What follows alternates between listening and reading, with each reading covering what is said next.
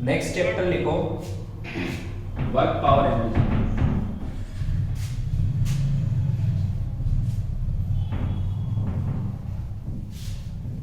Work power energy, ठीक है।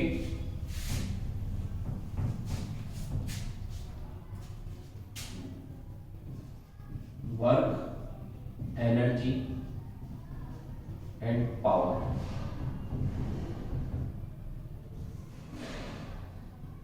तो इस चैप्टर का नाम है वर्क एनर्जी पावर। तो इस चैप्टर में हम क्या क्या पढ़ेंगे? वर्क के बारे में, एनर्जी के बारे में, types of energy and power. Power क्या होता है ये सब हम पढ़ेंगे और इनमें डिफरेंशिएशन समझेंगे, क्या क्या इनमें डिफरेंस होते हैं, ठीक है। सो वर्क और एनर्जी, पहले वर्क और एनर्जी को समझते हैं थोड़ा सा। देखो वर्क और एनर्जी एक दूसरे से इंटर रिलेटेड होती है। कैसे होती है? जैसे मान लो मैंने आपको बोला, मैंने आपको कोई वर्क करने को बोला है। जैसे मैंने बोला कि वो बकेट उठा के यहां लेके आओ, तो आप सोचोगे मेरे पास एनर्जी है या नहीं है, ऐसा कुछ सोचोगे ना। मैंने बोला वो बकेट यहां से लेके बहुत दूर लेके जाओ, तो आप क्या सोचोगे मेरे पास उतनी एनर्जी है या नहीं है, मैं कर सकता हूं या नहीं कर सकता। मीन्स एनर्जी के बारे में ध्यान आएगा। क्यों? क्योंकि कोई भी वर्क हम करते हैं तो क्या चाहिए? वर्क करने के लिए क्या चाहिए? एनर्जी। समझ में आया? जैसे मैंने बोला वर्क यूनिट हम धीरे धीरे पढ़ेंगे आगे। वर्क यूनिट होती है जूल। आपने छोटी क्लासेस में पढ़ा होगा वर्क यूनिट क्या होती है? जूल। एनर्जी की भी जूल होती है, ठीक है। जैसे मैंने बोला कि 100 जूल का वर्क करना है तो कितनी एनर्जी लगेगी? 100 जूल की लगेगी। समझ में आया? Yes sir. मीन्स वर्क करने के लिए क्या चाहिए होता है? एनर्जी। वर्क करने के लिए क्या चाहिए होता है? एनर्जी। जब भी हम वर्क करते हैं तो कुछ ना कुछ एनर्जी का यूटिलाइजेशन होता है। समझ में आया? हाँ। जैसे मान लो मैंने एक ब्लॉक को फोर्स लगाया, ये एक ब्लॉक है, इसको मैंने फोर्स लगाया और ये ब्लॉक चलने लग गया।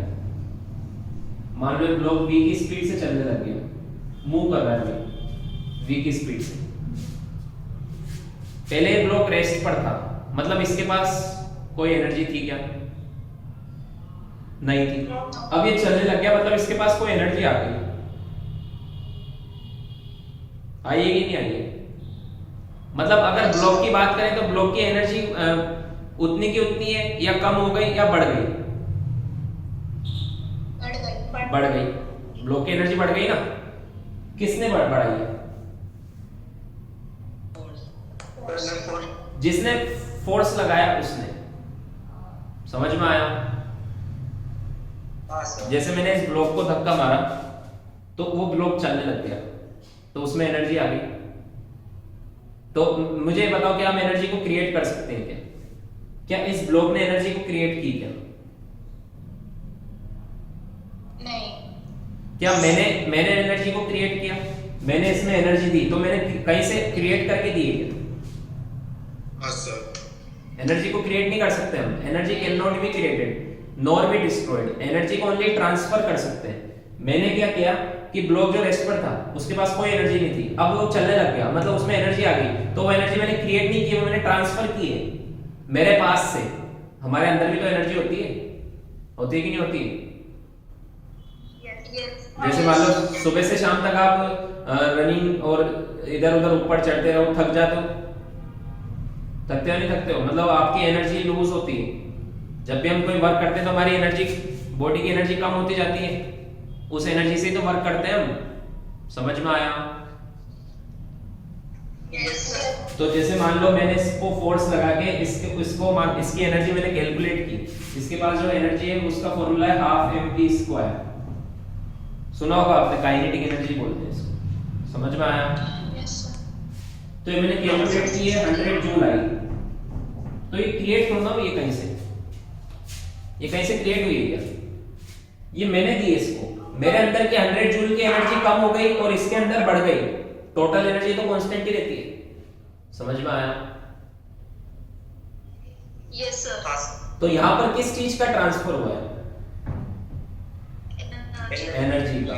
उसे ही वर्क बोलते हैं। जब भी आप वर्क करते हो और अगर एनर्जी का ट्रांसफर होता है तो वर्क बोला जाता है, अदरवाइज वर्क नहीं बोल सकते। जैसे मान लो मैं ये एक बहुत बड़ा ब्लॉक है,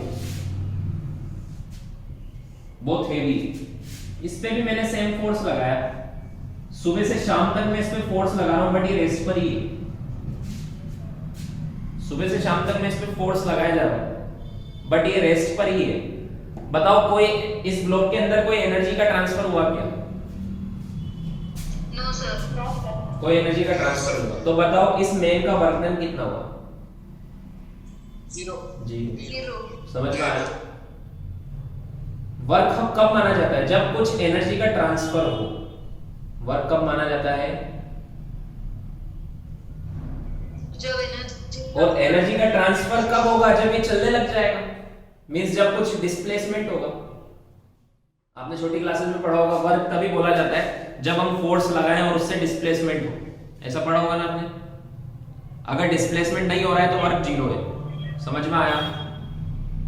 यस। तो कहने का मतलब ये है डिस्प्लेसमेंट नहीं हो रहा है, मतलब बॉडी रेस्ट की रेस्ट पर ही है, मतलब उसने कोई एनर्जी का ट्रांसफर ही नहीं किया आपने, चाहे सुबह से शाम तक आपने कितनी फोर्स लगाया हो, बट एनर्जी का ट्रांसफर हुआ क्या?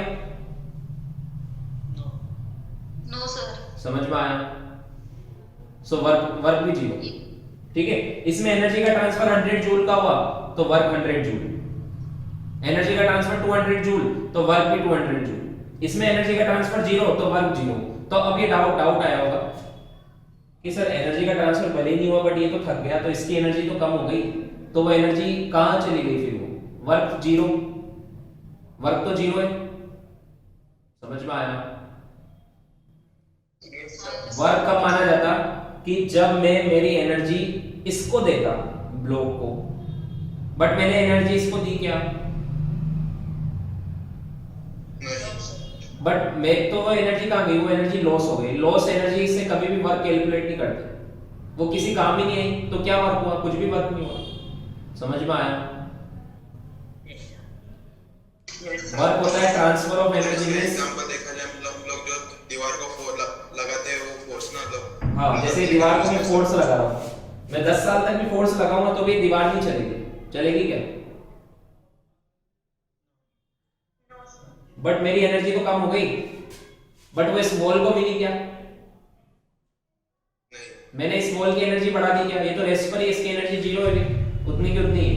तो इस एनर्जी की मैंने जो भी मैंने वर्क किया, उससे हम वर्क किस लिए करते हैं?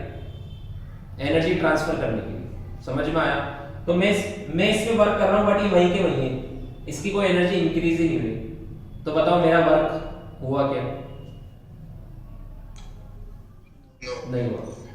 बट कुछ इसकी एनर्जी तो कम हुई होगी, जैसे इस केस में 100 जूल की एनर्जी कम हुई थी, वो इसको मिल गई थी। मान लो इस केस में भी इसने 100 जूल की एनर्जी, इसने अपनी एनर्जी तो लगाई ना, फोर्स लगाने के लिए एनर्जी तो लगानी पड़ती है। समझ में आया? किसी भी चीज को फोर्स लगाओ, बॉल को भी फोर्स लगाओ तो एनर्जी तो लगानी पड़ती है, तो वो एनर्जी इसकी तो कम हुई होगी, ये थक गया होगा, इसको भूख लगी होगी। जब भी हम वर्क करते हैं तो हमें भूख लगती है थोड़ी देर बाद, क्योंकि हमारी एनर्जी डाउन हो जाती है। समझ में आया? तो इसकी एनर्जी कम हो गई, ठीक है, तो वो इसमें नहीं गई, तो रेस्ट पर, ये तो कहां चली गई? उसको बोलते हैं डिसिपेटेड एनर्जी, लॉस्ट हो गई सराउंडिंग में। उस एनर्जी का कोई वर्क कैलकुलेट नहीं होता है, वो एनर्जी किसी वर्क में काम में नहीं आती, वो लॉस्ट एनर्जी। समझ में आया? हाँ सर। वर्क उसी एनर्जी का माना जाता है जो एक बॉडी से दूसरी बॉडी में ट्रांसफर हो जाए, वो बॉडी जो एनर्जी लगा रही है और वो बॉडी जो एनर्जी ले रही है। समझ में आया? जो एनर्जी लगाती है वो वर्क कर रही है, तो इसने इस पे वर्क किया बट वही एनर्जी का ट्रांसफर, तो वर्क डन जीरो। आया समझ में? एक और टाइप का वर्क होता है कि जैसे मान लो मैंने एक ऑब्जेक्ट को यहाँ पे रखा हुआ है, इसको उठा के मैंने इस साइड पर रख दिया, यहाँ से उठा के मैंने यहाँ रख दिया, तो इसमें भी एनर्जी का ट्रांसफर होता है कि नहीं होता है? आपने पढ़ा होगा mgh। मान लो मैंने एक साइड ऊपर रख दिया इसको, तो मैंने इसकी कितनी एनर्जी बढ़ा दी ऑब्जेक्ट की?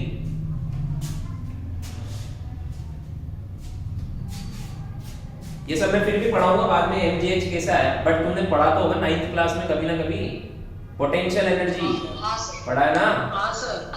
तो h हाइट मैंने इसको लिफ्ट कर दिया। आप देखो ऐसा मान के चलो कि 9th वाले बच्चों को भी पूरा समझ में आएगा, ऐसे पढ़ाऊंगा शुरू से, ठीक है। तो तुमने भले इसको पहली बार देखा होगा तो भी कोई दिक्कत नहीं, बट इसको मैंने यहाँ से यहाँ लिफ्ट किया तो कुछ किसी भी चीज को उठा के रखने के लिए एनर्जी लगती कि नहीं लगती, बताओ? लगती ना। जैसे मैंने बोला सुबह से शाम तक ऐसे 1000 ब्लॉक्स को यहाँ रखो तो तुम थकोगे या नहीं थकोगे? थक जाओगे ना। थकेंगे सर। हाँ, थकेंगे सर। मींस तुम्हारी एनर्जी कम हो रही है और वो दूसरी फॉर्म में स्टोर हो रही है इस ब्लॉक के अंदर। अब तुम पूछोगे सर इसके अंदर कैसे स्टोर हो गई, तो यहाँ पे भी तो रेस्ट पर है, ये यहाँ पर भी तो रेस्ट पर है। तो एनर्जी भी दो टाइप की होती है, एक तो काइनेटिक एनर्जी मोशन वाली, और एक उसकी पोजीशन की वजह से भी होती है। तो इसके अंदर जो एनर्जी स्टोर्ड है वो बिकॉज ऑफ इट्स पोजीशन है। अगर तुम्हें फिर भी यकीन नहीं आ रहा है कि इसके अंदर एनर्जी स्टोर्ड है या नहीं है, तो एक काम करो, एक ऑब्जेक्ट को उठाओ, यहां रखो और उसको छोड़ दो अपने पैर के ऊपर, पता लग जाएगा एनर्जी है कि नहीं। समझ में आया? हाँ सर। इसके अंदर एनर्जी है कि नहीं है, समझ में आ गया? और ऊपर ले जाओगे तो और ज्यादा एनर्जी आ जाएगी, और ऊपर से छोड़ो अपने पैर के ऊपर ऑब्जेक्ट को, ऐसे करना मत, फील करो बस। तो एनर्जी से अपने उसी एनर्जी से वो आपके पैर पे टकराएगी। समझ में आया? हाँ सर। तो किसी भी ऑब्जेक्ट को लिफ्ट करते हैं तब भी वर्क करते हैं हम, क्योंकि वर्क करने के लिए एनर्जी चाहिए, तो वो एनर्जी लगाते हैं। यहाँ पर भी एनर्जी का ट्रांसफर हो रहा है, समझ में आया? तो एनर्जी का ट्रांसफर कितना हुआ, mgh, तो वर्क कितना हुआ, mgh। अगर मैं इसको ये बहुत हेवी ऑब्जेक्ट है, किसी ने बोला इसको यहाँ रखो, उठा के यहाँ रखो, मैं फोर्स लगा रहा हूँ, ये उठ ही नहीं रहा है मुझसे, बट मैं थक तो रहा हूं ना, बट मेरा वर्क कितना हुआ, ये कि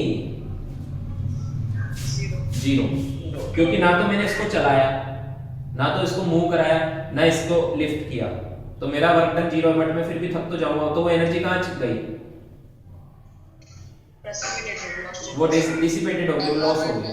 तो जो एनर्जी लॉस्ट होती है उसको वर्क में कैलकुलेट नहीं करते। समझ में आया? हाँ, सो वर्क और एनर्जी में मतलब समझ में आया, रिलेशन समझ में आया? वर्क करने के लिए एनर्जी चाहिए और एनर्जी का ट्रांसफर करना है तो वर्क करना पड़ता है। ये दो लाइन समझ लो बस। वर्क करने के लिए क्या चाहिए, एनर्जी। और मान लो आपको किसी बॉडी में एनर्जी लानी है तो बैठे बैठे नहीं आ जाएगी, कोई मैजिक नहीं कि मैं सोचूं कि अपने आप चलने लग जाए। बताओ, बिना फोर्स लगाए चलने लग जाएगा क्या? नहीं सर। तो किसी भी बॉडी के अंदर आपको एनर्जी लानी है तो आपको वर्क करना पड़ेगा। समझ में आया? तो जितना वर्क करोगे उतनी एनर्जी आएगी। आया समझ में? सो लिखो, work is the method of transfer of energy. Work is the method of transfer of energy.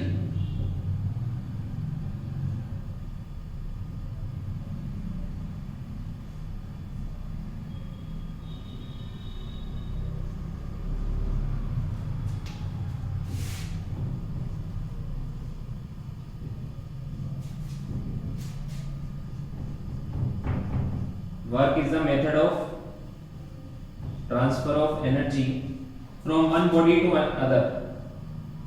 From one body to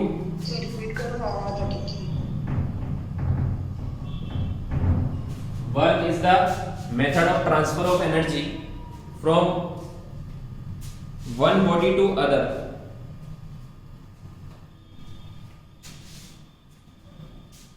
From one body to other. ठीक है, तो इसके दो एग्जांपल लिख लो।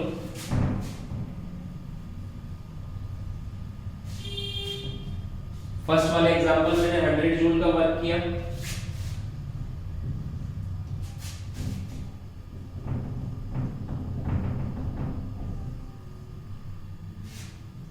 Work is the method of transfer of energy. Work क्या होता है, energy का ट्रांसफर करने का तरीका है।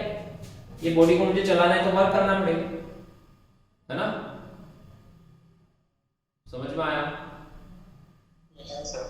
From one body to other body. तो दो एग्जांपल लिख लो कि इसमें चलाया तो चलने लग गया, 100 जूल की एनर्जी से चल रहा है, तो मैंने वर्क कितना किया, 100 जूल। इसमें मैंने पूरा बहुत एनर्जी तो लगाई बट एनर्जी का ट्रांसफर नहीं हुआ। वर्क जीरो क्यों है? Because transfer of energy is equal to zero.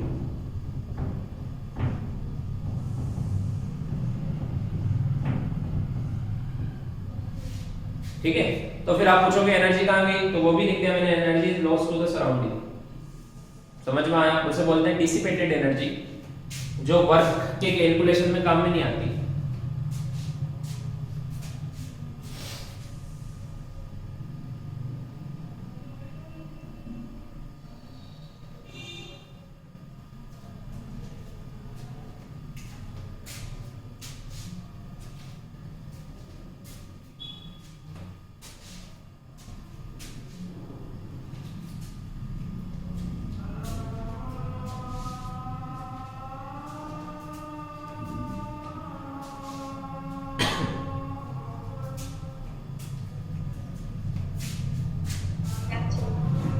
समझ में आ गया यहाँ तक?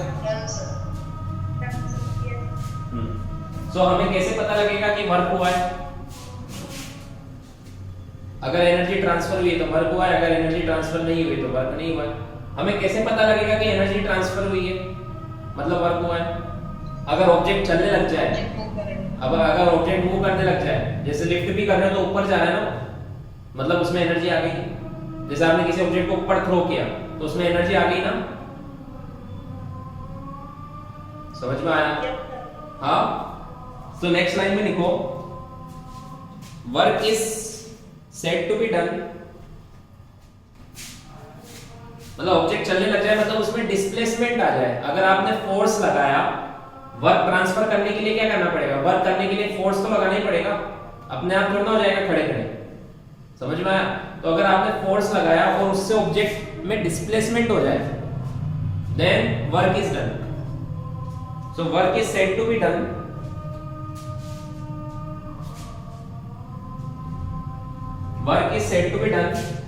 when force produces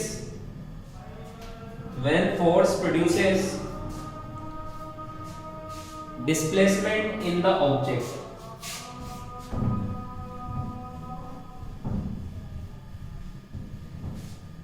When force produces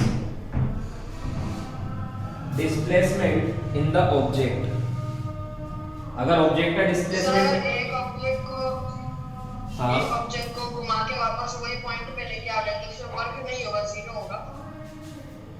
depend करता है वो फोर्स कौन से टाइप का है। जैसे मान लो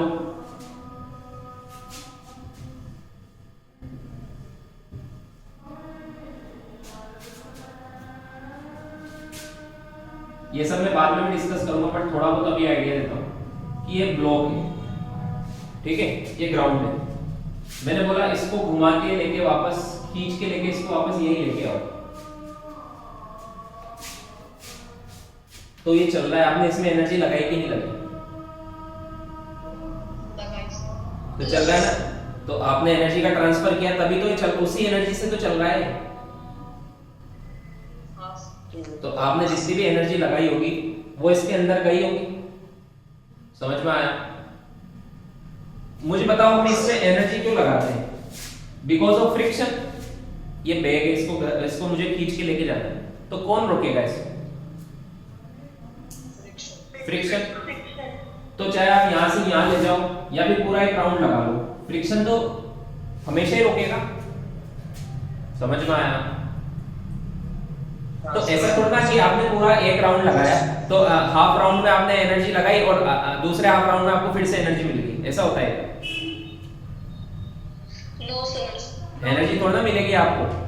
आपने जो भी एनर्जी लगाई वो फ्रिक्शन की वजह से लगाई है, तो इधर भी फ्रिक्शन हमेशा अपोज ही करेगा ना आपको, तो वर्क डन जीरो नहीं होगा। इस केस में बोलेंगे वर्क डन नेगेटिव होगा। समझ में आया? आपने वर्क के अगेंस्ट, फ्रिक्शन के अगेंस्ट वर्क किया है, तो फ्रिक्शन का वर्क डन इसमें क्या होगा? नेगेटिव। आगे और डिटेल में बताऊंगा मैं, तो जीरो नहीं होगा ऐसे। ठीक है, आया समझ में? हाँ सर, डिस्प्लेसमेंट जीरो है। डिस्प्लेसमेंट जीरो हुआ तो क्या होगा? वर्क होता है वर्क इज होता है अमाउंट ऑफ एनर्जी ट्रांसफर्ड, तो एनर्जी ट्रांसफर जीरो है क्या? बस नो सर। समझ में आया? हाँ। और डिटेल में तुझे तुम्हारे पुराने जो गलत गलत कंसेप्ट है ना वो सब साफ हो जाएंगे, क्लीन हो जाएंगे एकदम। कि डिस्प्लेसमेंट अगर जीरो तो वर्क भी जीरो, ऐसे नहीं होता है, वो टाइप ऑफ फोर्स पे डिपेंड करता है। ठीक है, so work is said to be done if a force applied on the object produces a displacement in the object. समझ में आया? अगर ऑब्जेक्ट में डिस्प्लेसमेंट आया मतलब वो चल रहा है, मतलब आपने वर्क किया है। अगर आपने किसी ऑब्जेक्ट को चला दिया मतलब आपने वर्क किया है, तभी तो वो ऑब्जेक्ट चल रहा है, तभी तो उसमें एनर्जी आई है। समझ में आया? हाँ सर। अब लिखो मैथमेटिकली, जैसे मान लो एक ऑब्जेक्ट है, ये एक ब्लॉक है, इस पर मैंने फोर्स लगाया, ठीक है, और इस पॉइंट का डिस्प्लेसमेंट हुआ मान लो s। जिस पॉइंट पर मैंने फोर्स लगाया, इस पॉइंट पर मैंने फोर्स लगाया तो ये ब्लॉक भी आगे चला और ये पॉइंट भी आगे चला। तो वर्क क्या होता है? Product of force into displacement of the point in the direction of force. लिखो mathematically work equal to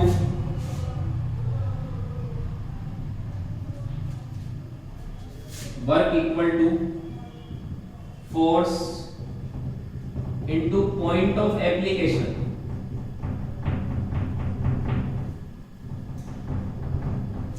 into displacement of point of application of force in the direction of force।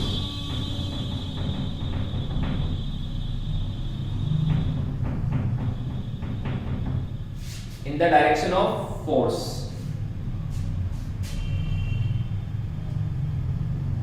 Sir displacement के आगे के displacement of point of application of force in the direction of force। जैसे मैंने इस case में work कौन कर रहा है? बॉय किस पे कर रहा है? ब्लॉक पर। तो वर्क डन बाय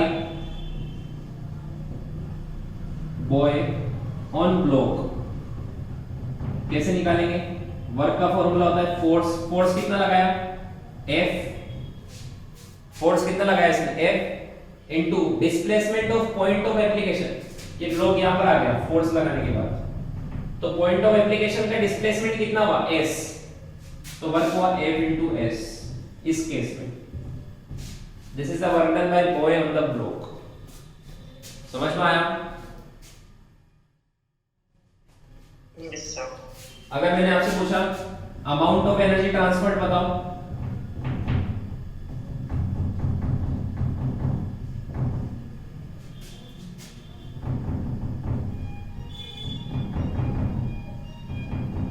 तो वो भी इतनी है F इंटू S। समझ में आया? कितनी एनर्जी का ट्रांसफर हुआ? F into S। Force work is mathematically work is the product of force into displacement of point of application of force in the direction of force. जिस तरफ force लग रहा है उसी तरफ डिस्प्लेसमेंट मेजर करते हैं, उसके परपेंडिकुलर की तरफ नहीं करते। अभी बताता हूं एक और एग्जांपल। यहां तक समझ में आ गया? Yes sir. जैसे मान लो फोर्स लगाया 10 न्यूटन का और उसी डायरेक्शन में डिस्प्लेसमेंट हुआ 10 मीटर का, तो वर्क कितना हुआ? 10 इंटू 10 100 जूल का। फिर आपसे पूछा जाए एनर्जी कितनी ट्रांसफर हुई, तो भी 100 जूल की। फिर आपसे पूछा जाए एनर्जी किसने ली, तो बताओ किसने ली? ब्लॉक ने। और किसने दी?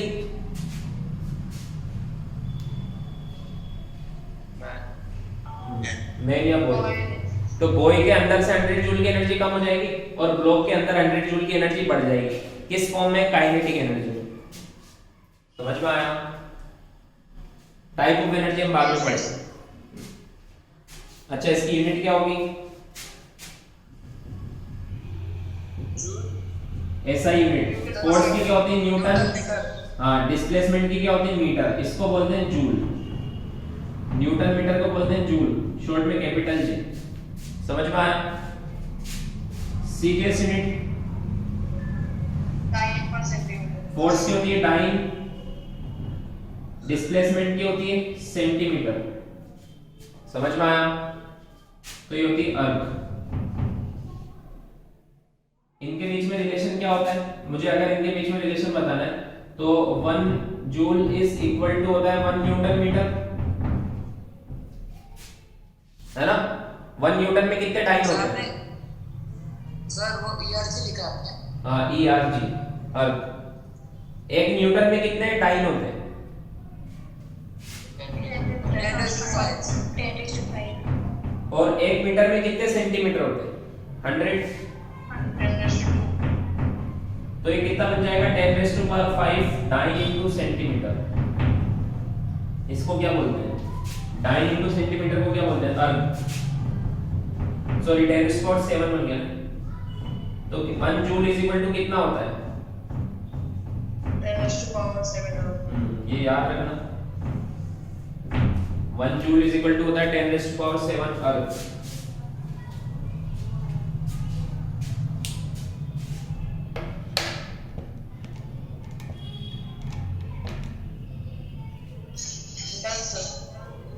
सर रुको ये सब लिख ले रहा हूँ।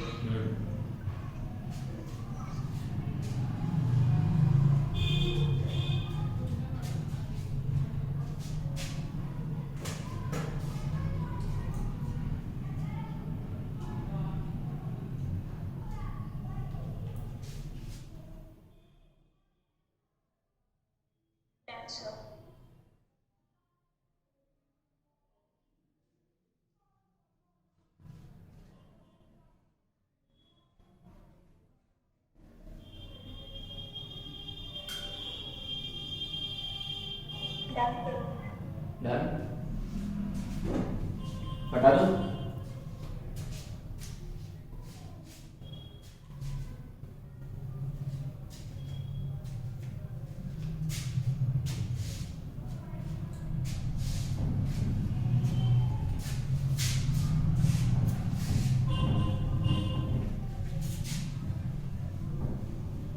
अब जैसे मान लो अगर एंगल पे फोर्स बताओ, अभी तो हॉरिजॉन्टल ही लग रहा था।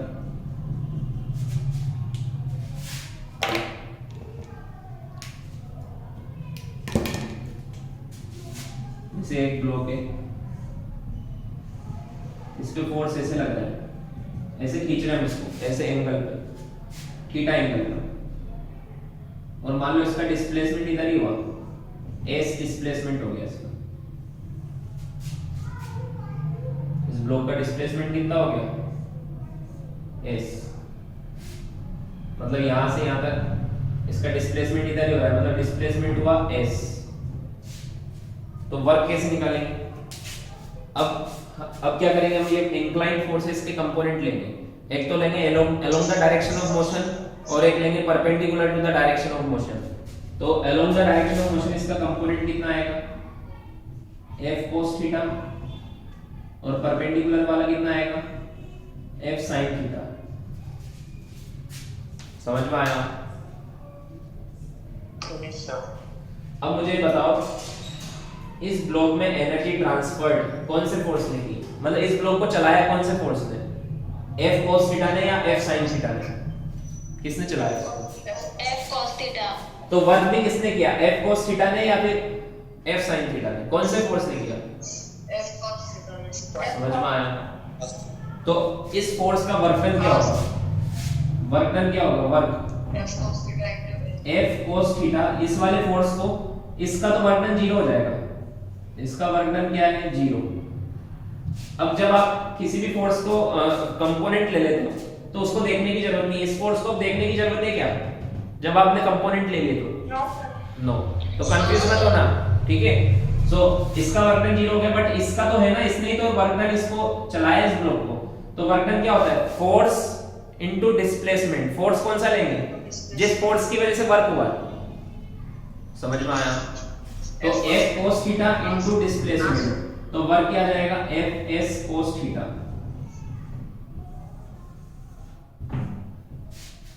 समझ में आया? ये फॉर्मूला आपने पढ़ा होगा छोटी क्लास में। इसमें F होता है फोर्स, s होता है डिस्प्लेसमेंट, और थीटा होता है angle between force and displacement. देखो फोर्स, ये फोर्स की डायरेक्शन, ये डिस्प्लेसमेंट की direction, and theta is the angle between force and displacement. समझ में आया? हमने वेक्टर में पढ़ा था ए डॉट बी क्या होता हाँ है, sir. A B cos theta. हाँ सर। तो इसको देख के मैं क्या लिख सकता हूँ, एफ एस cos थीटा को देख के क्या मैं एफ डॉट एस लिख सकता हूँ। हाँ सर। तो मैं क्या लिख सकता हूँ, work is the dot product of, या फिर scalar product of force and displacement vector.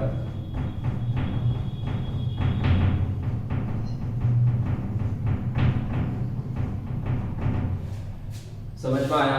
तो मुझे बताओ वर्क स्केलर क्वांटिटी या vector quantity? Scalar. Scalar quantity, scalar product है ना, कोई भी दो वेक्टर का स्केलर प्रोडक्ट का रिजल्ट क्या आता है, स्केलर। समझ में आया? वर्क की कोई डायरेक्शन होगी क्या, it is a scalar quantity. Work is the amount of energy transferred.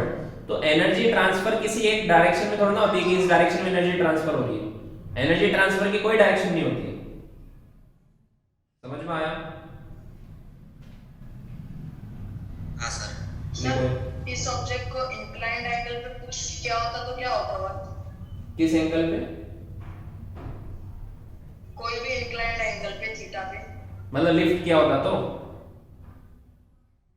Push किया होता। तो इंक्लाइंड पे तो पुश कर रहे हैं, ये फोर्स कैसे लग रहा है, इंक्लाइंड ही तो लग रहा है, पुल कर रहे हैं। मतलब तुम क्या बोल रहे हो, ऐसे ऐसे फोर्स लगाया होता हाँ सर। तो भी ये कंपोनेंट लेते ना, ये एंगल थीटा है, तो इसका ये कंपोनेंट आता f cos थीटा और ये आता f sin थीटा। बताओ कौन से कंपोनेंट की वजह से चला हुआ है, इसी की वजह से तो चल रहा है, तो वही तो आएगा बस। समझ में आया? लिखो। Done sir. तो इसमें वर्क डन कितना हुआ, इस जैसे पिछले वाले क्वेश्चन में वर्क हुआ था एफ एस, इसमें कितना हुआ? हाँ ओके, मैं जो बोल रहा हूँ बोलो। जैसे पिछले वाले क्वेश्चन में वर्क हुआ था एफ इंटू एस, क्योंकि फोर्स भी इधर लग रहा था, डिस्प्लेसमेंट इधर, इसमें वर्क कितना हुआ, एफ एस कोस थीटा। तो इसमें एनर्जी का ट्रांसफर कितना हुआ?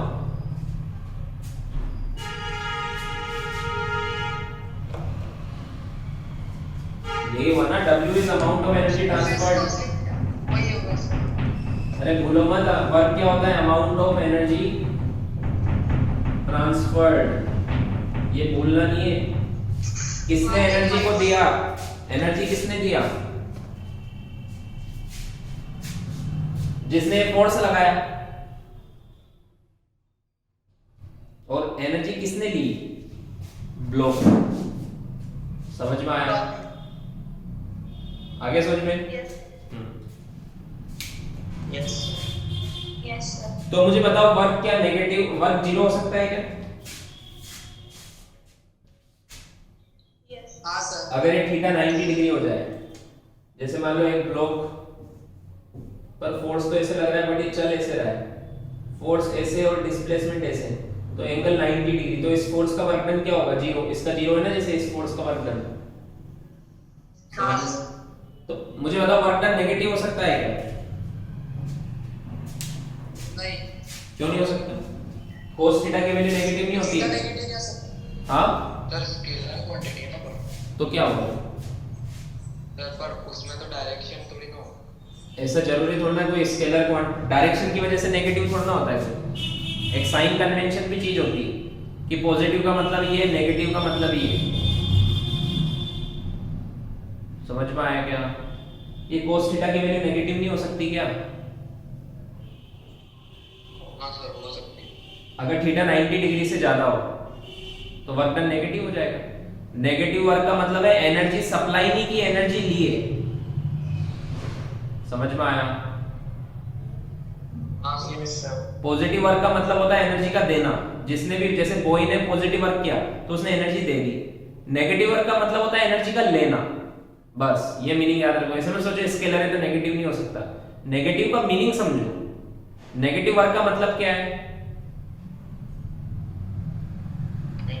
एनर्जी लेनी। फॉर एग्जांपल जैसे फ्रिक्शन एनर्जी ले लेता है कि नहीं लेता है फ्रिक्शन? ये हटा दूं? फ्रिक्शन हमेशा एनर्जी ले लेता है। कोई भी ऑब्जेक्ट चल रहा हो, चलते चलते रुक जाता है, बताओ कौन रोकता है? फ्रिक्शन। तो फ्रिक्शन का वर्क हमेशा नेगेटिव ही आता है। जैसे मान लो एक ऑब्जेक्ट इधर चल रहा है, फ्रिक्शन तो हमेशा पीछे ही लगेगा। ये ऑब्जेक्ट इधर चल रहा था, इसमें फ्रिक्शन पीछे लग रहा है, काइनेटिक लग रहा होगा, चल रहा है, और डिस्प्लेसमेंट इधर हो रहा है। तो work done by this friction बताओ, पॉजिटिव आएगा या नेगेटिव आएगा? नेगेटिव। क्योंकि थीटा कितना है इस केस में? 180 डिग्री। 180। समझ में आया? तो cos 180 कितना होता है? -1। तो आंसर माइनस में आएगा। तो नेगेटिव वर्क का मीनिंग क्या है? इसका मतलब है कि एनर्जी ले ली है। तो इस ब्लॉक की एनर्जी इस फ्रिक्शन ने ले ली है, तभी तो ये ब्लॉक रुक गया, इसकी एनर्जी माइनस मतलब कम हो गई। मान लो इसके पास एनर्जी 100 जूल थी, अभी थोड़ी देर बाद इसकी एनर्जी 0 जूल हो जाएगी।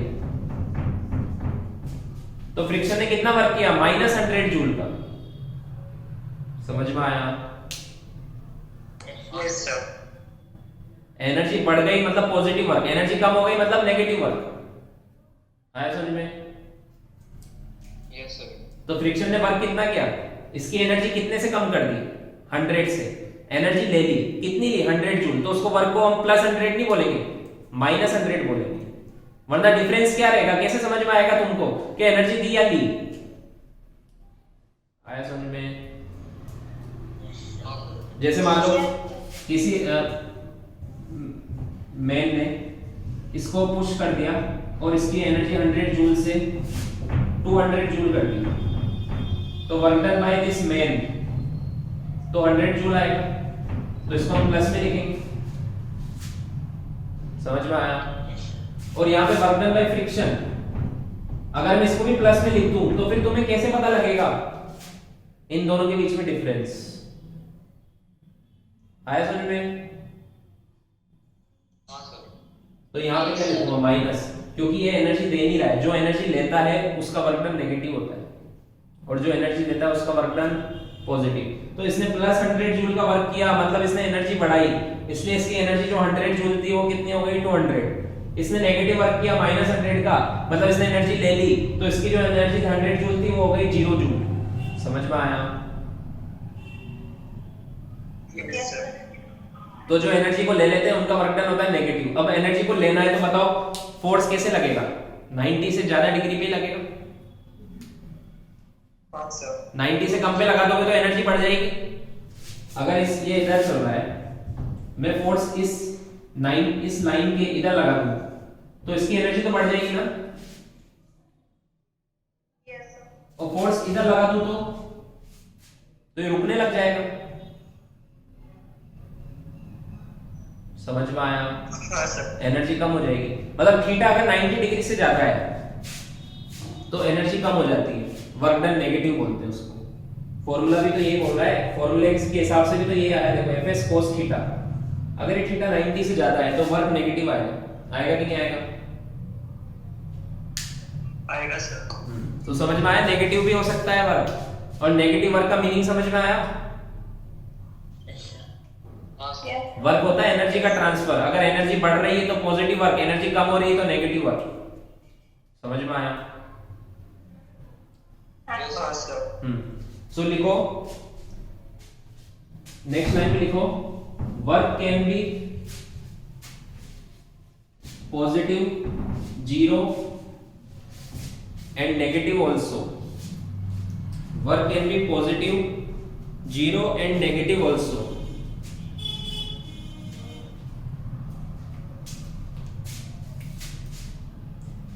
ठीक है? नेक्स्ट लाइन में लिखो, if applied force produces displacement. Sir. हाँ, सर वापस एक बार बोले ना स्टार्टिंग से। Work can be positive, 0 and negative also.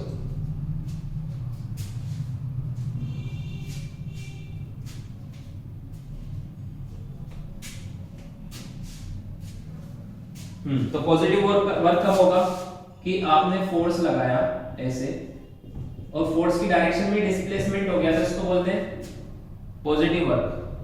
Negative work क्या होगा? अगर आपने फोर्स इधर लगाया और डिस्प्लेसमेंट इधर हो गया अपोजिट डायरेक्शन में, तो उसको बोलते हैं नेगेटिव वर्क। समझ में आया? So if applied force produces displacement, if applied force produces displacement in the direction of force, then it is positive.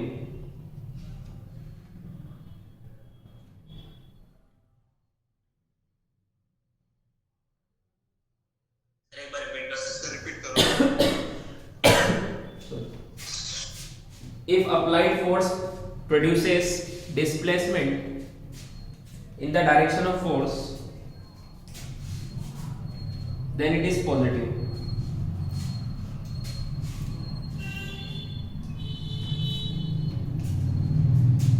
Negative खुद से लिख लो। If applied force produces displacement in the opposite direction of force, then it is negative.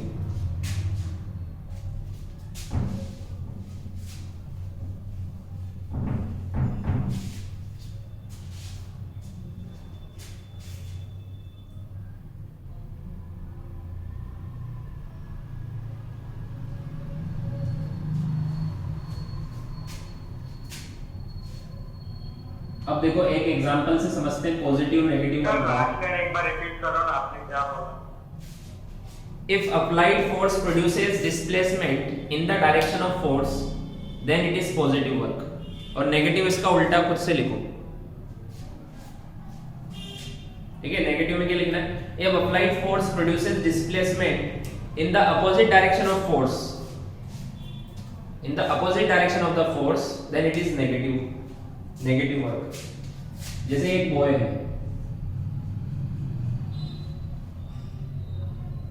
मुझे बताओ कोई भी object को हम push करते हैं या पुल करते हैं, हम किसी ऑब्जेक्ट पे फोर्स लगाते हैं तो क्या वो भी हम पे लगाता है कि नहीं लगाता है?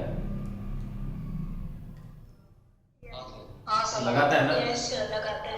लगाता है। तो ये बॉय ने ब्लॉक पर फोर्स लगाया, तो ब्लॉक ने भी तो बॉय पर फोर्स लगाया होगा उतना ही, equal and opposite. Every action is equal and opposite reaction, है ना? और मान लो ये पुश करते हुए, ये ब्लॉक को पुश करते हुए ये भी चला, ब्लॉक भी चला, दोनों इस तरफ चले। मान लो एस डिस्प्लेसमेंट हुआ, ठीक है? तो मैंने पूछा work done by boy, work done by boy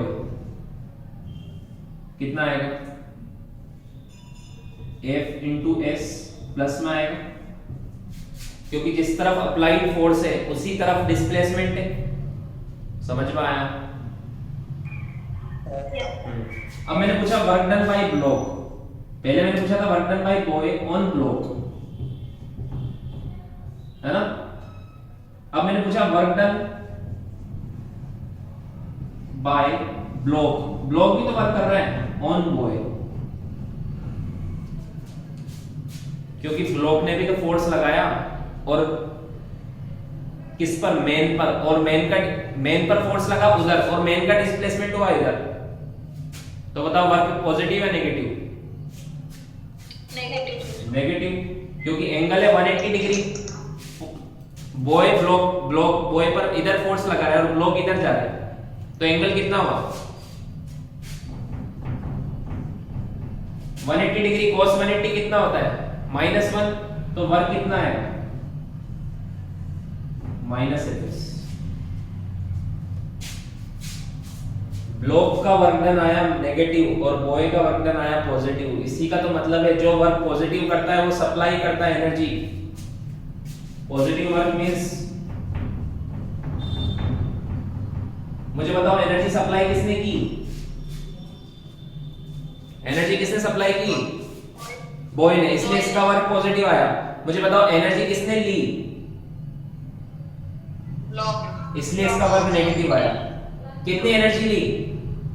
-Fs। कितनी एनर्जी दी? +Fs। जितनी देगा उतनी तो लेगा, इसलिए वर्क इक्वल आ रहा है दोनों का मैग्नीट्यूड में, बस एक का प्लस और एक का माइनस। समझ में आया? Yes sir. तो positive work means supply of energy, और नेगेटिव वर्क मीन्स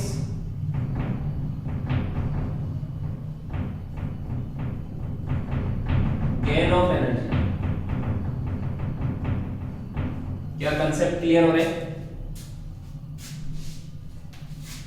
आगे समझ में? हाँ सर। लिख लो, इसके आगे नेक्स्ट क्लास में पढ़ेंगे।